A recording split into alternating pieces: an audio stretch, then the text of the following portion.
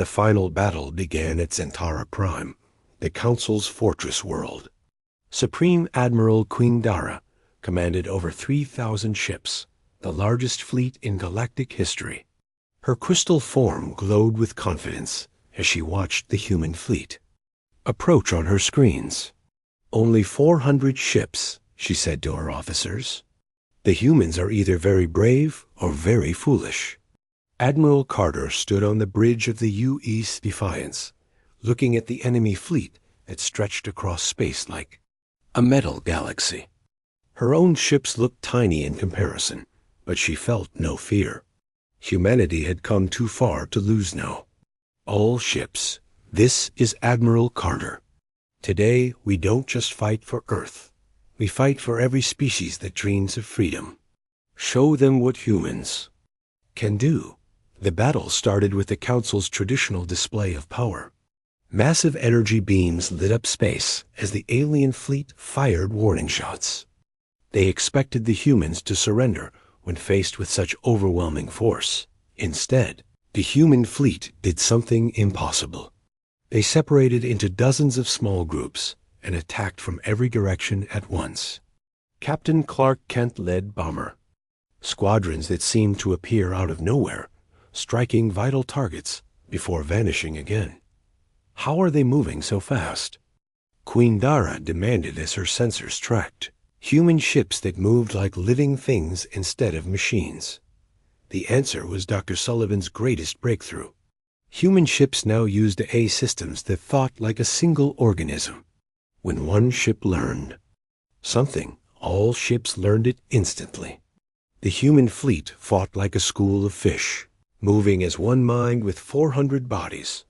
Admiral Peter Park coordinated the fleet movements from his command ship. "All units, execute pattern Omega.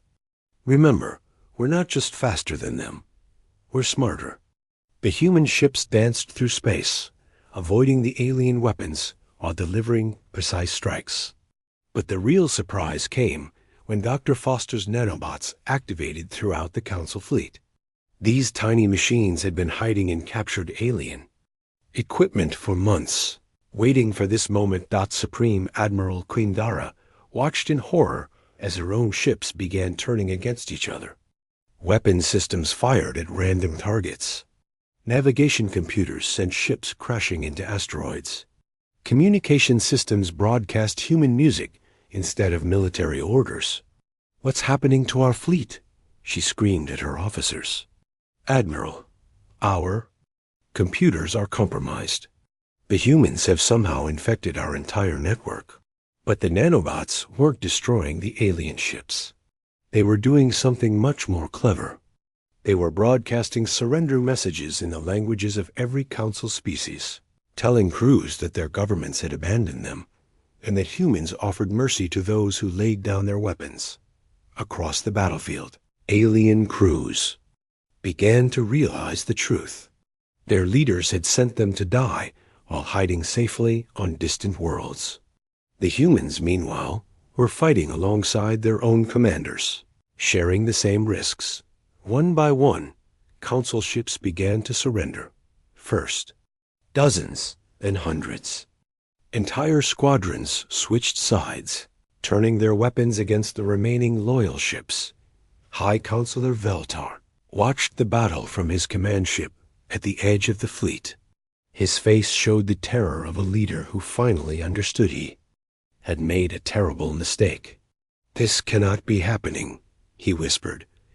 "We are the advanced species. We are the civilized ones." Commander Jake Morrison, now leading a human strike force, appeared on Veltar's communication screen. "Counselor, this is your final chance. Surrender now, and your remaining crews will be treated with respect." Veltar's arrogance flared one. "Last time, never. The Council will not bow to primitives." "Then you've chosen your fate," Jake replied calmly. "All ships, target the Council command vessel. End this war." The final assault was swift and decisive. Human ships surrounded Veltar's flagship, their weapons charged but not firing. They waited, giving him one last chance to save his crew. In the end, Veltar's own officers made the choice for him. Faced with certain death, they placed their leader under arrest and surrendered the ship. The war was over. The mighty Galactic Council, which had ruled space for thousands of years, had fallen to a species they had dismissed as primitive. Admiral Carter stood before the assembled representatives of 50 different alien species in what had once been the council chambers. The room was filled with creatures of every shape and size, all looking to humanity for leadership. "Friends," Carter began, "we didn't fight this war to replace one empire with another. We fought for the right of every species to choose their own path." The peace treaty was unlike anything the galaxy had ever seen. Instead of conquest, humans offered partnership. Instead of tribute, they offered trade. Instead of fear, they offered hope. Kefera of the Etherians spoke for many species when she said, "Humans have given us something we lost long ago, the courage to dream of a better future." Dr. Elena Rodriguez, finally free to speak her mind, helped design the new government. The Galactic Federation was born from the ashes of the old council, with representatives from every species having an equal vote. President Hayes addressed the galaxy from the Federation's first meeting on Earth. "We are all children of the stars, human, Etherian, Chronon, or any other species. We are stronger together than any of us could be alone." But the galaxy's transformation was just beginning. Human teachers worked with alien students, sharing the most dangerous knowledge of all: how to think freely, how to innovate, how to refuse to accept that things must always stay the same. Commander Morrison, now Federation Admiral, established the first embassy on Zentara Prime. The former council stronghold became a symbol of cooperation instead of oppression. 10 years later, the galaxy faced a new threat. Machine intelligences from beyond the known stars began invading Federation space. But this time, the response was swift and unified. Admiral Carter, now gray-haired but still fierce, stood before the Federation Council as warning signals filled the chamber. "Members of the Federation," she announced, "we face a new enemy. But we are not the same scattered, frightened species the old council ruled. We are united, we are innovative, and we have learned from the best teachers in the galaxy, humans who refuse to surrender." The machine invasion lasted only 6 months. Faced with the combined might of 60 species working together, using human tactics and alien technology, the artificial invaders retreated back to the void.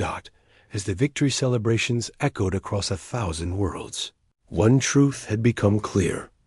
To every being in the galaxy, the age of empires was over. The age of cooperation had begun, and it all started because one small, stubborn species refused to kneel to bullies, no matter how powerful they seemed. Humanity had not just won a war, they had changed the galaxy forever. High Counselor Veltar stood in the council chambers, his blue skin pale with shock. The holographic display showed the remains of Vexmore's fleet scattered across Earth's solar system. Of 200 ships, only 37 had escaped back to council space. "This is impossible," Veltar whispered. "How did primitive humans destroy our fleet?" The surviving war leader Vexmore limped into the chamber, his armor cracked and smoking. "Counselor, they don't fight like any species we know. They use weapons we've never seen. They attack from everywhere at once. They turned our own ships against us." Around the chamber, representatives from the 12 council species muttered in fear and anger. The Nexus Collective's Supreme Admiral Twindara stepped forward. Her species was made of living crystal, and her voice rang like music. "Enough excuses. The Collective will handle this properly. Give me the combined armada, and I will crush these humans in one decisive battle." Veltar nodded quickly. "Yes, deploy everything. Every ship, every weapon. Show the galaxy that no one defies the Council." But even as the Council prepared for total war, cracks were appearing in their empire. On distant worlds, member species watched the news with growing interest. The humans had done something impossible. They had defeated the Council's military. On the peaceful world of Etheria, Cathara gathered her people in their crystal cities. Brothers and sisters, the humans have shown us something important. The Council is not invincible. Perhaps it is time to stand for what we believe. Her words spread through the Etherian network of shared consciousness. Within hours, the entire species declared independence from the Council. Their ships, designed for exploration and science, began moving toward human space to offer help. Meanwhile, Earth was not waiting for the next attack. Admiral Carter had launched Operation Prometheus, humanity's bold plan to take the war to the Pi. Enemy. Captain Tony Stark led the first strike force, 50 human ships enhanced with captured alien technology. Remember, Tony broadcast to his fleet as they entered hyperspace, "We're not just fighting for Earth anymore. We're fighting to free every species the Council has bullied into submission." The human fleet emerged near a Council mining world. Called Kepler-7, the planet was defended by only a small garrison, but it supplied rare metals to half the Council's fleet. Tony's ships moved like ghosts, using stealth technology that the Council still couldn't detect. "All units, target the processing facilities," Tony ordered. "Make it surgical. We're liberators, not destroyers." The attack was perfect. Human fighters disabled the defense platforms, while larger ships landed special forces teams. But instead of destroying everything, the humans did something the Council never expected. They freed the enslaved workers and gave them weapons to fight their oppressors. News of the liberation spread across Council space like wildfire.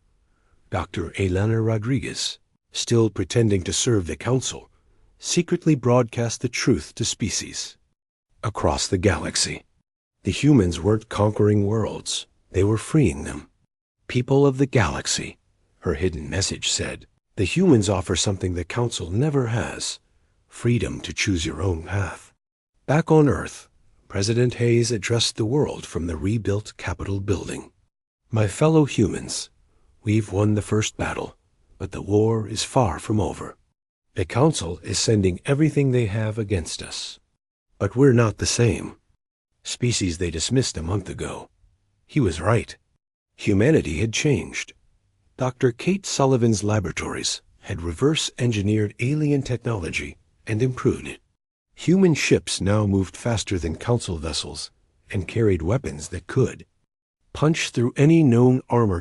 Captain Ryan Blake commanded the new flagship, UES Defiance, from Earth's orbital shipyard.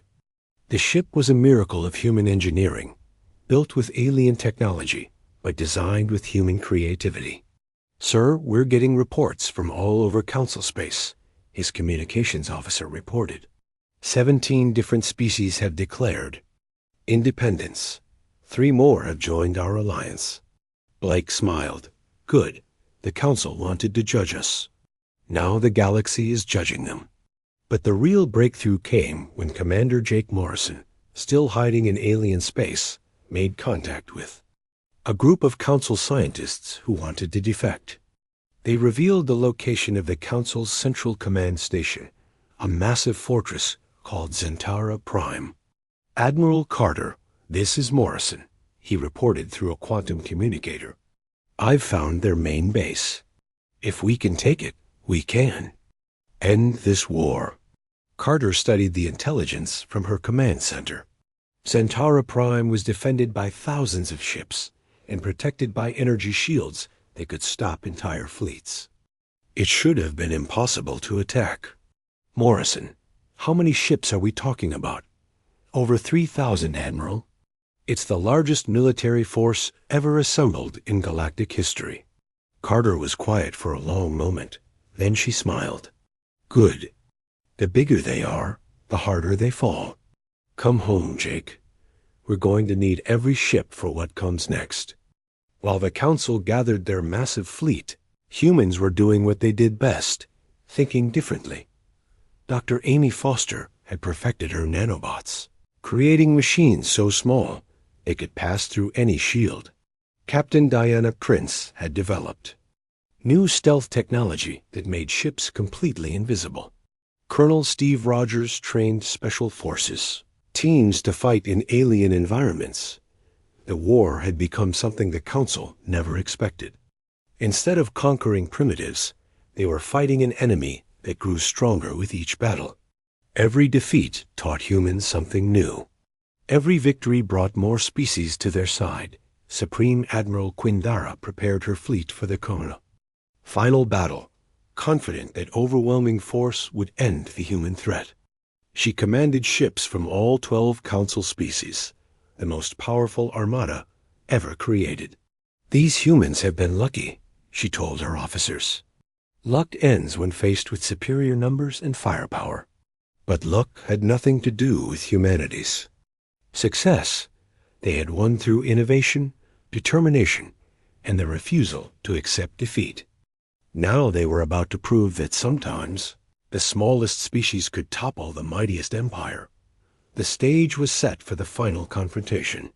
The Council's entire military, might versus humanity's unconventional warfare. The galaxy held its breath, waiting to see which side would write the next chapter of galactic history. Admiral Carter looked at the star charts, showing both fleets moving toward their destiny. All ships, prepare for Operation Liberation. It's time to show the galaxy what humans can really do. The day finally arrived. War Leader Thexmore's fleet dropped out of hyperspace at the edge of Earth's solar system. 200 alien warships appeared like dark stars against the black of space. Each vessel was 3 times larger than humanity's. Biggest ship, armed with weapons that could destroy entire cities. On the bridge of the Cronin's might, Thexmore studied the readings from his sensors. What he saw confused him. Earth looked exactly as his intelligence reports had described, but something felt wrong. War Leader, we're detecting massive defense platforms around the planet, reported his tactical officer. Energy signatures are enormous, much larger than we expected. Exmore frowned.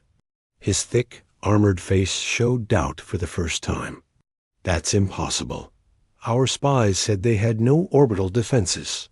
What he was seeing were Dr. Sullivan's holographic projections. The fake defense stations looked completely real to alien sensors, exactly as planned. Hidden deep inside the moon, Captain Ryan Blake watched the alien fleet's reaction through secret cameras. They're hesitating, Blake reported to Admiral Carter through a secure channel. The decoys are working. They think we're stronger than we are. Carter's voice crackled back from Earth's command center. Good. Let them worry. Phase 2 starts in 10 minutes. Dexmore decided to proceed with his original plan. He would show these humans the power of the Galactic Council, then accept their surrender. He opened a communication channel that reached every radio and television on Earth. Humans of Earth, this is War Leader Thexmore of the Cronin Empire. You have refused our generous offer of protection. Now you will face the consequences. Surrender immediately, or watch your cities burn. President Hayes, broadcasting from a secure bunker, gave humanity's response. War Leader Thexmore, this is President John Hayes of Earth. We reject your ultimatum. This planet and its people will never surrender to tyrants. If you want a fight, you'll get one. Thexmore's laugh boomed across his bridge.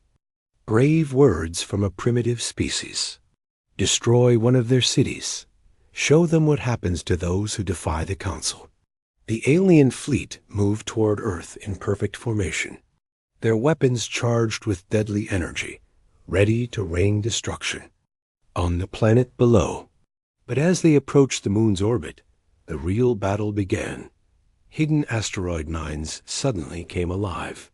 What looked like ordinary space rocks revealed themselves as camouflaged weapons platforms. Massive railguns, built from mining equipment, fired solid metal projectiles at incredible speeds. The aliens had never seen weapons like these. Their shields were designed to stop energy beams and plasma bolts, not chunks of metal moving at 30% of light speed. The first salvo punched through 3 alien ships like they were made of paper. What was that? Dexmore roared as alarms sounded throughout his fleet. Where did those shots come from? Before his officers could answer, the second part of humanity's plan activated. Ships that had been hiding in the asteroid belt suddenly appeared, swarming the alien formation like angry hornets. These weren't the big, slow vessels the Council expected. They were small, fast fighters piloted by humans who had learned to fly in Earth's atmosphere. Colonel Steve Rogers led the first squadron in his fighter, the Freedom. Remember, we're faster and smaller than they are. Hit them hard, then get out before they can lock onto you. The human fighters moved in patterns that confused the alien gunners. They attacked from multiple directions at once, firing missiles and then disappearing behind asteroids or debris. The aliens tried to respond with their massive weapons, but it was like trying to swat flies with a sledgehammer. Meanwhile, Captain Diana Prince commanded a group of larger human ships that used stealth technology stolen from the alien Monagary station. Her ships appeared out of nowhere, fired devastating attacks, then vanished again before the aliens could fight back. "This is Prince to all stealth units," she broadcast on a secure channel. "Remember, we're submarines in space. Strike fast, disappear faster." The alien formation began to break apart as panic spread through their ranks. They had trained for battles against other galactic species, who fought with honor and followed traditional rules of war. Humans followed no such rules. Dr. Amy Foster's nanobots, hidden in the debris from the first exchange, began infiltrating alien ships through hull breaches. These tiny machines didn't attack the aliens directly. Instead, they quietly took control of ship systems, turning weapons against their own allies or shutting down engines at critical moments. Dexmore watched in horror as his fleet fell into chaos. How are they doing this? Our technology is superior. Our ships are stronger. His tactical officer's voice shook with fear. War leader, they're not fighting like any species we've encountered. They're using tactics we've never seen before. The worst was yet to come. Hidden in the depths of space, Admiral Carter had positioned humanity's secret weapon, the converted cargo ship Defiance. It looked harmless, but it carried Dr. Sullivan's greatest creation, a quantum virus designed to hack alien computer systems. All units, this is Admiral Carter. Operation Trojan Horse is go. The Defiance approached the alien fleet, pretending to be a refugee ship trying to escape the battle. When Dexmore's ships scanned it, the virus transferred into their computers. Through the scanning beam itself, within minutes, alien ships began turning their weapons on each other. Communication systems broadcast human music instead of orders. Navigation computers sent ships flying in random directions. The carefully organized alien fleet became a disaster of confused, fighting vessels. War leader, we've lost control of half our fleet. His communications officer reported, our own ships are attacking us. Dexmore's massive fists crushed the metal railings of his command bridge. This was supposed to be a simple intimidation mission. Instead, his superior fleet was being torn apart by creatures he had considered barely above animals. In Earth's command center, Admiral Carter watched the battle with grim satisfaction. The first phase was complete. The alien fleet was broken and confused, but she knew this was only the beginning. All units, prepare for Phase 3, she ordered. Show them what happens when humans fight for their home. The real battle was about to begin. The aliens had come to Earth expecting to face a primitive enemy with crude weapons. Instead, they found themselves fighting an enemy that fought differently, and refused to follow any rules except victory. War leader Thexmore was about to learn the hardest lesson of his military career. Never underestimate. A species that had survived ice ages, plagues, and countless wars by adapting, innovating, and never giving up. Earth's children were ready to fight for their future, and they would use every advantage their human minds could create. The moment President Hayes announced the alien ultimatum to the world, everything changed.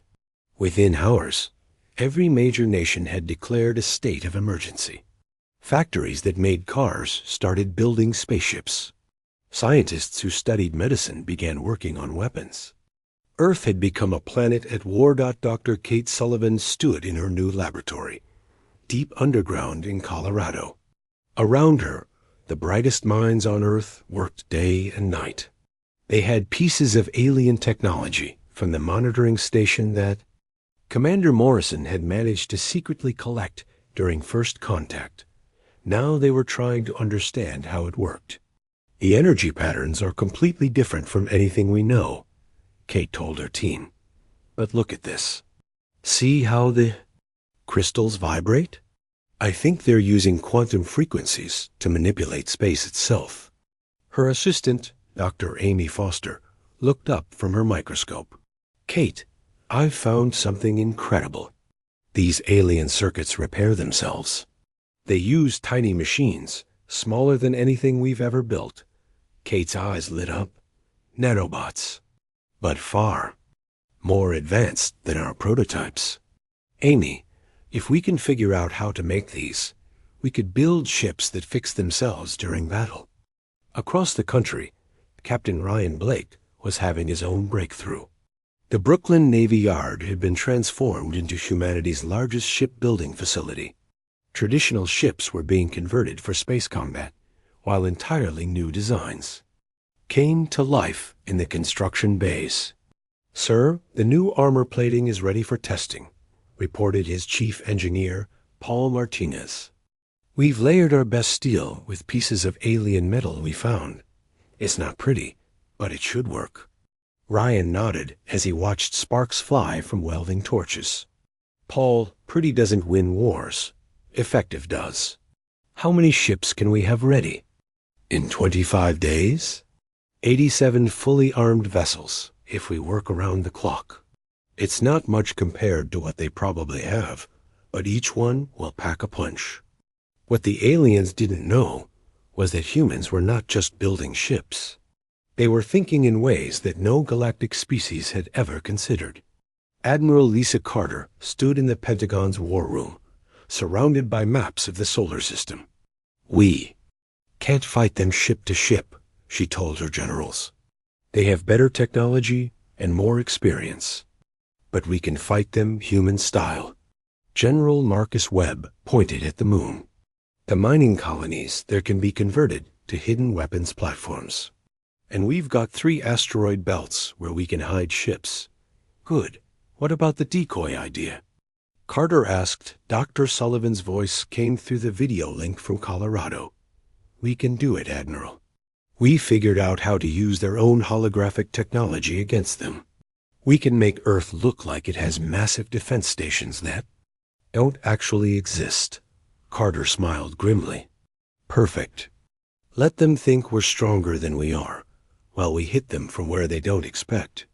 Meanwhile, far out near Jupiter, Commander Jake Morrison was still in alien space with his crew. The Galactic Council thought they had destroyed his ship, but the horizon was hidden inside a gas giant's atmosphere, using the storms to mask their presence. Commander, we're picking up Council communications, reported Lieutenant Kelly Davis. They're really confident about this attack. They've only assigned 1 fleet to deal with Earth. Jake studied the alien messages his translator had decoded. 1 fleet? How many ships is that? Looks like about 200 vessels, sir. They're calling it a pacification force, not even a real military assault. Jake felt a mix of anger and opportunity. The aliens were so sure humans would be easy to defeat that they weren't taking the threat seriously. That mistake could cost them everything. Kelly, Keep monitoring their communications. I want to know every ship type, every weapon, every weakness we can find.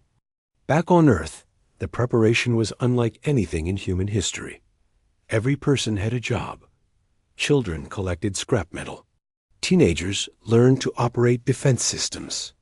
Adults worked in the factories and shipyards.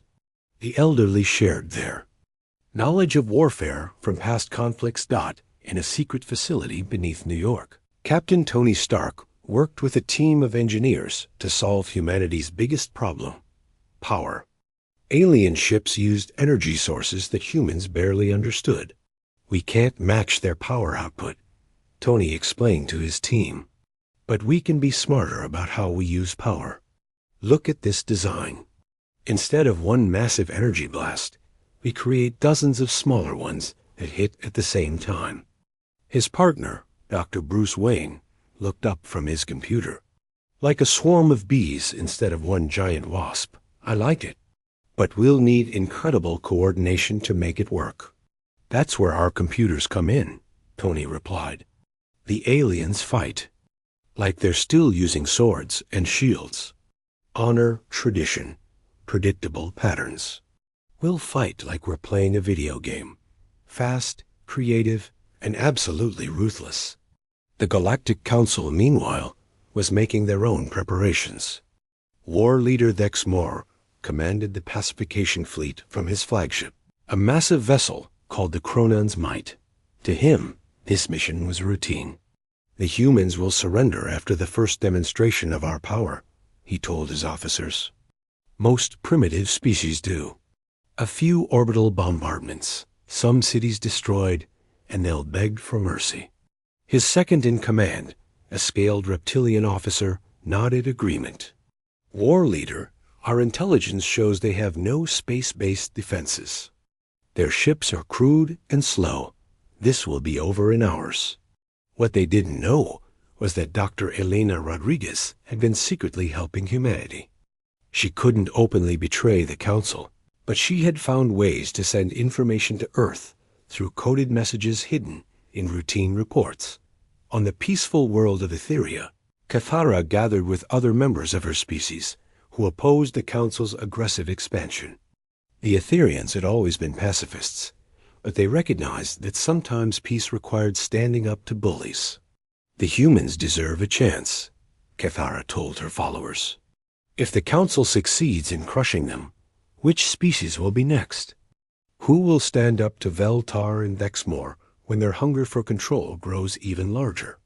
Her words spread through the Etherian communication network, a system of pure thought that the Council couldn't monitor. Other species began to hear whispers of doubt. Was the Council really protecting the galaxy, or were they just afraid of competition? As the deadline approached, both sides prepared for war. The aliens expected a quick victory against a primitive enemy. The humans planned for a fight that would determine the future of their species. Neither side fully understood what was about to happen. The galaxy was about to witness something it had never seen before. Humanity pushed to the edge of extinction, with nothing left to lose and everything to fight for. The countdown had begun. 24 days remained until the Galactic Council would learn their greatest lesson. Never underestimate the species that conquered their own world through determination, creativity, and an absolute refusal to surrender. Commander Jake Morrison looked out at the stars through the bridge window of the UESA horizon. 3 years had passed since humans first learned to travel faster than light. Now he was leading the first mission beyond their solar system. The crew was excited but nervous. They had no idea what they might find out here. "Commander, we're picking up something strange," said Lieutenant Kelly Davis from her station. "There's a massive structure near the third planet. It doesn't match anything in our databases." Jake walked over to look at her screen. The object was enormous, easily 10 times larger than their ship. It had smooth, curved surfaces that seemed to glow with their own light. This was definitely not human technology. "Take us closer, but keep our distance," Jake ordered. "And make sure all weapons are ready. just in case. As they approached, the alien structure suddenly came alive. Bright lights flashed across its surface, and a voice filled their bridge, speaking perfect English. "Human vessel, you will stop and prepare to be boarded. You are trespassing in regulated space." Jake felt his heart race. This was it. First contact with an alien species. He had dreamed of this moment since he was a child. He stepped forward and activated the communication system. "This is Commander Jake Morrison of the United Earthship Horizon. We come in peace." We had no idea this space was claimed by anyone. There was a long pause. Then the voice returned, but this time it sounded annoyed. "Humans, we have been watching your primitive world for decades. You are not supposed to be here yet. You lack the wisdom to travel among the stars." Jake frowned. The alien's tone was insulting, but he tried to stay calm. "We're explorers, seeking knowledge and friendship with other species. Perhaps we could meet face to face?" "That will not be necessary. You will return to your world immediately and await further instructions." Before Jake could respond, a section of the alien structure opened up. A smaller ship emerged, sleek and beautiful, moving without any visible engines. It circled the horizon slowly, like a predator studying its prey. Meanwhile, far away on the alien structure, High Counselor Veltar of the Zephyrian Empire was meeting with other members of the Galactic Council. The council chamber was huge, with representatives from 12 different alien species. Some looked like tall, thin humans with blue skin. Others were covered in scales or had multiple arms. "The humans have finally developed space travel," Veltar announced to the group. "Sooner than we expected, but still within acceptable parameters." War leader Vexmore of the Cronan Empire slammed his massive fist on the table. The Cronans were built like living tanks, with thick armor covering their bodies. "I told you we should have stopped them years ago. Humans are violent and unpredictable. They fight wars over resources, religion, and territory. They will bring chaos to our peaceful galaxy." Now, said a gentle voice. Dr. Elena Rodriguez stepped forward.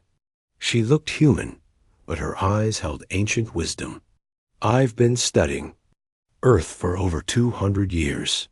Yes, humans can be violent, but they're also incredibly creative and adaptable.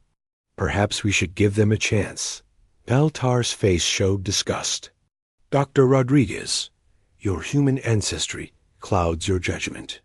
We've seen what they do to their own planet. War, pollution, destruction. They cannot be trusted with space travel." Elena had been taken from Earth centuries ago as a child, when the Council first discovered humanity. They had raised her as a scientist and observer. She knew more about human nature than anyone else in the galaxy, but the Council rarely listened to her warnings about underestimating humans. "If I may speak," said Kethara of the peaceful Etherian species. The Etherians looked like living light, constantly shifting and glowing. "Perhaps we could offer them guidance instead of threats." Dexmore laughed, a sound like grinding metal. "Guidance? They need control. Look at their history. Every time they develop new technology, they use it to kill each other more efficiently." Back on the horizon, Jake was trying to keep the conversation going. "We understand you might have concerns about us, but surely we can work together. We have much to learn from you." The alien voice returned, colder now. "You will receive our decision soon. Until then, you will not travel beyond your star system. Any violation of this order will result in corrective action." The alien ship moved away from the horizon, but Jake could feel they were still being watched. He turned to his crew. "Kelly, record everything. Every word, every energy reading, every detail about their ship. When we get home, Earth needs to know what we're dealing with." 3 days later, the message arrived on Earth. It came through every communication system at once. impossible to block or ignore. The aliens called themselves the Galactic Council, and their message was simple and clear. People of Earth, you have been judged unfit for galactic society. Your violent nature and primitive thinking make you a danger to peaceful civilizations. You have 30 of your days to submit to our protection. All space travel must stop. All weapons must be destroyed. You will be given technology for farming and basic needs, but nothing more. If you refuse, we will take corrective action to protect the galaxy from your influence. President John Hayes sat in the Oval Office, staring at the message displayed on every screen. Around the table sat his top advisors, including Admiral Lisa Carter, head of Earth's Space Defense Force, and General Marcus Webb. "How do they know so much about us?" asked Hayes. Admiral Carter leaned forward. "They've been watching us, Mr. President, for decades, maybe longer.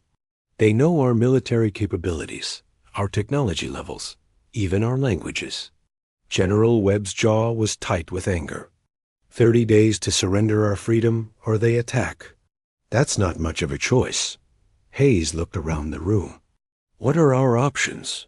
Admiral Carter spoke carefully. "Honestly, sir, we don't know what we're up against. Their technology is clearly far ahead of ours.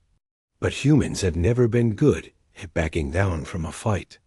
Dr. Kate Sullivan, Earth's top scientist, had been quiet until now. "Mr. President, if I may, we do have one advantage. We know they underestimate us. They think we're primitive. That gives us the element of surprise." Hayes nodded slowly. "Admiral Carter, how quickly can we prepare our defenses?" "We'll need every ship, every weapon, every brilliant mind we have. But yes, sir, if they want to fight, we'll give them one they'll never forget." As the meeting continued, far across the galaxy, the Galactic Council was already preparing their response. They had sent similar ultimatums to dozens of species over the centuries. Most surrendered immediately. A few tried to fight and were quickly defeated. Veltar was confident this would be the easiest conquest yet. After all, what could a bunch of primitive humans do against the might of 12 advanced civilizations? He was about to find out just how wrong he could be.